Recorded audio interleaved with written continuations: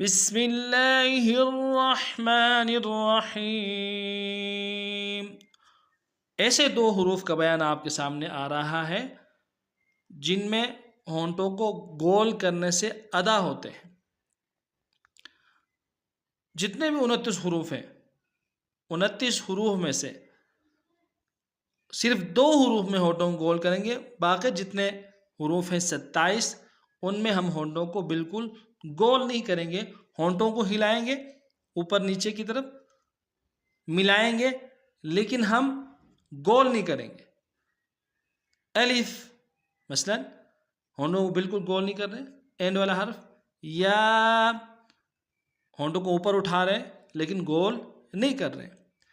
2 حرف نون، یہاں پہ ہونٹوں کو خوب گول کرتے ہیں. جب تک ہونٹ گول نہ ہوں گے یہ حرف نون ادا نہیں ہوگا. تو نون کا مخرج دونوں ہونٹوں کے ناتمام بند ہونے سے، ہونٹوں کے جو بالکل اینڈ والے حصے ہیں یہ ملیں گے اور شروع والا حصہ نہیں ملے گا.